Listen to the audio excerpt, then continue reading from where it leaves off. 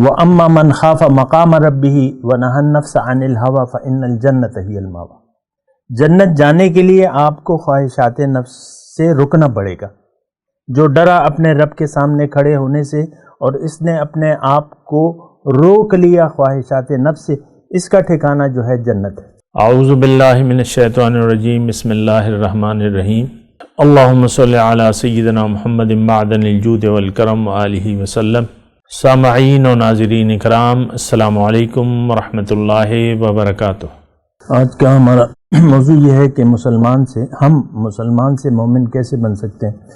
دیکھیں، ہر کام کے لیے دنیا میں بھی جب ہم کوئی کام کرتے ہیں تو اس کے لیے ایک نیت اور ارادہ کرتے ہیں۔ کوئی بھی کام، چھوٹے سے چھوٹا یا بڑے سے بڑا، کوئی بھی کام، تو سب سے پہلے تو اچھا یہ نیت کیسے بنتی ہے؟ یہ اس کا آغاز ہوتا ہے ضرورت سے۔ دنیا میں آپ کوئی کام کرتے ہیں، وہ یعنی ضروریات کہتے ہیں نا، ضرورت، آپ کو ضرورت محسوس ہوتی ہے، پھر آپ نیت کرتے ہیں، ارادہ کرتے ہیں اور پھر وہ کام کر لیتے ہیں۔ تو آغاز ہوتا ہے اس کا ضرورت سے۔ مثال کے طور پہ سردی آ گئی ہے، آپ کے پاس گرم کپڑے نہیں ہیں، سویٹر نہیں ہے، اور سردی آ گئی ہے، تو اب یہ ایک ضرورت پیدا ہو گئی کہ آپ کے گرم کپڑے یا جو بھی ہے، تو پھر یہ ضرورت بنی، پھر آپ کی نیت بنی، پھر آپ نے ارادہ کیا اور پھر وہ کپڑے لے لیے یا رضائی لے لی یا سویٹر لے لیا۔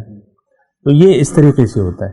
اگر آپ کو کسی چیز کی ضرورت محسوس نہ ہو تو آپ کی نیت بھی نہیں بنے گی، ارادہ بھی نہیں ہوگا، پھر وہ آپ ہمت بھی نہیں کریں گے اور وہ کام نہیں ہوگا۔ دنیا میں بتیرے ایسے کام ہوتے ہیں جس کو ہم غیر اہم سمجھتے ہیں یا اس کے لیے خاص نیت نہیں ہوتی، ہم کہتے ہیں یار اس کی کوئی خاص ضرورت بھی نہیں ہے، بس چلو چھوڑو، جانے دو۔ غیر ضروری کاموں کو ہم ایوائڈ کرتے رہتے ہیں، ضروری کاموں کو ہم نپٹاتے رہتے ہیں، اور بعض وقت ضروری کام کے لیے پھر اس میں زیادہ ضروری اور کم ضروری کا بھی ہوتا ہے۔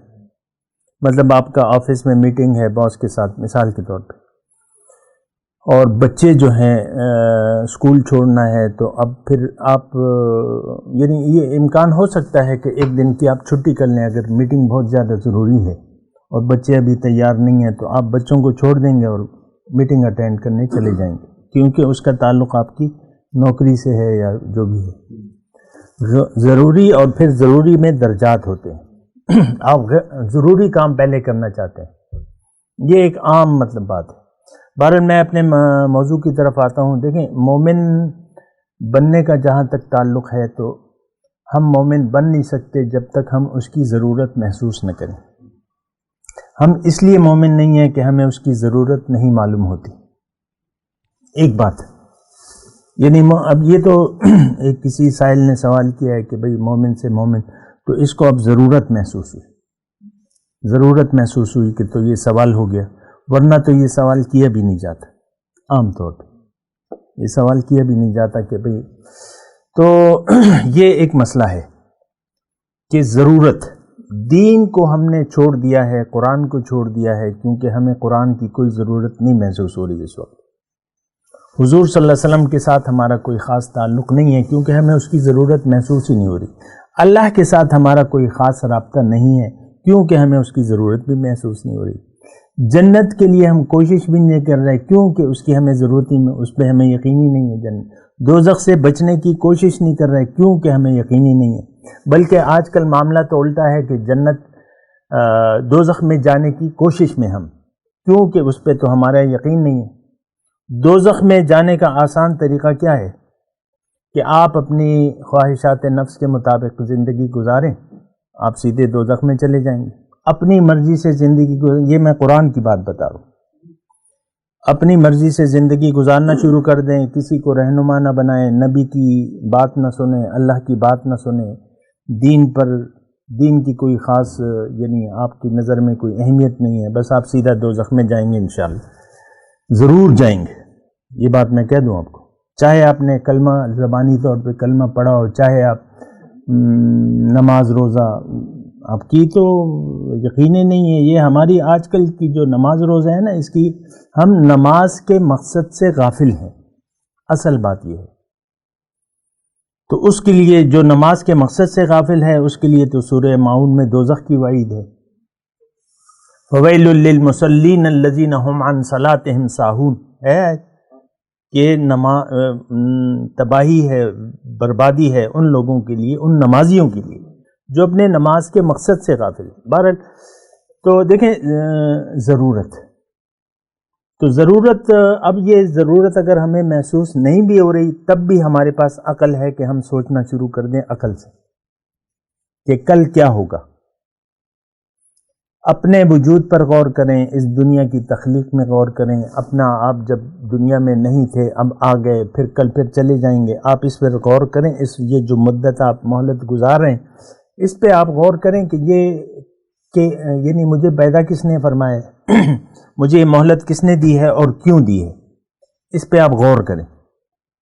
تو جب آپ غور کریں گے تو پھر آپ کو پتہ چلے گا قرآن کے ذریعے اور نبی کے ذریعے کہ ہاں یہ واقعی میں تو اللہ تعالیٰ نے مجھے اپنے لیے بنایا ہے، اور یہ دنیا جو ہے اللہ کی ملاقات کی تیاری کی جگہ ہے۔ اللہ تعالیٰ مجھے کہہ رہا ہے کہ صبغۃ اللہ کا رنگ لے لو، رسول مجھے کہہ رہے ہیں تخلقوا باخلاق اللہ کی صفات اپنے اندر پیدا کر لو۔ تو پھر آپ کو یقین آ جاتا ہے، جب آپ یقین کرتے ہیں تو کرنا چاہیے قرآن پہ اور نبی کی بات پہ، جب آپ یقین کر لیتے ہیں پھر اپنی زندگی کا جب آپ جائزہ لیتے ہیں تو آپ کو معلوم ہوتا ہے کہ میں تو اپنے خواہشات نفس کے مطابق زندگی گزار رہا ہوں، یہ راستہ تو جہنم کا ہے، میں تو اپنی مرضی سے زندگی گزار رہا ہوں۔ وہ ہے نا کہ وَأَمَّا مَنْ خَافَ مَقَامَ رَبِّهِ وَنَهَى النَّفْسَ عَنِ الْهَوَى فَإِنَّ الْجَنَّةَ هِيَ الْمَأْوَىٰ۔ جنت جانے کے لیے آپ کو خواہشات نفس سے رکنا پڑے گا۔ جو ڈرا اپنے رب کے سامنے کھڑے ہونے سے اور اس نے اپنے آپ کو روک لیا خواہشات نفس سے، اس کا ٹھکانہ جو ہے جنت ہے۔ تو جب آپ یہ دیکھیں سارا عقل کا معاملہ ہے۔ اللہ تعالیٰ نے بھی ہمیں کہ بھئی تم سوچتے نہیں ہو، تم عقل سے کام نہیں لیتے، تم تدبر نہیں کرتے، تو یہ سب دعوتیں اللہ تعالیٰ نے دی ہیں۔ جب ہم غور کر لیں، یقین کر لیں، دیکھیں جو باتیں اللہ تعالیٰ نے کی ہیں اس پہ یقین کرنا چاہیے، چاہے ہماری عقل کی سمجھ میں آئے یا نہ آئے۔ قبر کی زندگی حق ہے، اور پھر آخرت قیامت حق ہے، اور اس کے بعد جو ہے جنت یا دوزخ، یہ سب ایسے ہیں جیسے کہ آج آپ سورج دیکھ رہے ہیں، بلکہ سورج سے بھی زیادہ اس کا امکان تو ہے کہ کل کا سورج طلوع نہ ہو، سورج بے نور ہو جائے، اور ایک وقت ہوگا، لیکن یہ نہیں ہو سکتا کہ آپ جنت یا دوزخ کسی ایک میں نہیں جائیں گے۔ تو یہ اب یہ دیکھیں عقل کی بات ہے، سوچنے کی بات ہے۔ پھر جب آپ کو پتہ چلا ہے کہ بھئی ہاں میری منزل تو دنیا نہیں ہے، میری منزل تو آخرت ہے، پھر آپ اللہ اور اس کے رسول کے سامنے سر جھکا دیں گے، ان کی بات سنیں گے، نبی کی بات سنیں گے۔ جب آپ نبی کی بات سننے کے لیے تیار ہو گئے اور یقین کر لیا، تو اب آپ سے مطالبہ کیا ہے کہ آپ اپنا سر اللہ کے حکم کے سامنے سر جھکا دیں۔ مطالبہ یہ ہے، اپنی مرضی چھوڑ دیں، اللہ کی مرضی کو لے لیں۔ یہ مطالبہ ہے کہ نہیں؟ بلا من اسلم وجہہ للہ وہو محسن فلہ اجرہ عند ربہ ولا خوف۔ جب اللہ کے حکم کے سامنے آپ نے سر جھکا دیا تو اب آپ مومن بن گئے، مسلمان سے مومن بن گئے۔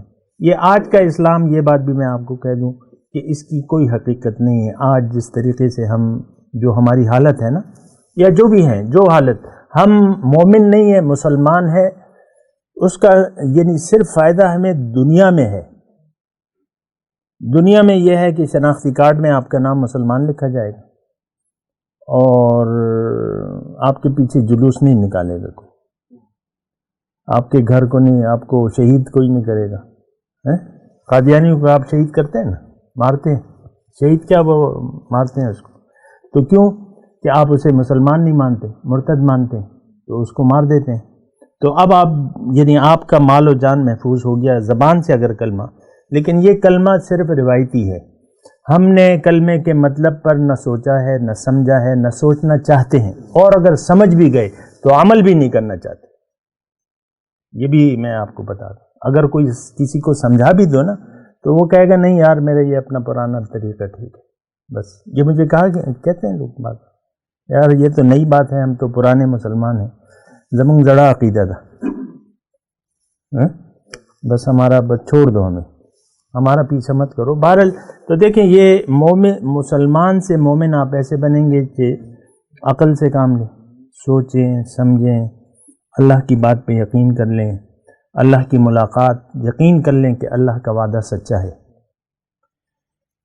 اور آخر میں ایک آیت آپ کو سنا دوں آخری مضمون کے طور پہ کہ اے لوگو اللہ کا وعدہ سچا ہے، ان وعد اللہ حق فلا تغرنکم الحیات الدنیا، ایسا نہ ہو کہ دنیا کی زندگی تمہیں دھوکے میں ڈال دے، اور ایسا نہ ہو کہ وہ دھوکہ دینے والا اس کے دھوکے میں تم آ جاؤ۔ وآخر دعوانا الحمدللہ رب العالمین۔ مولاي صل وسلم دائما ابدا على حبيبك خير الخلق كلهم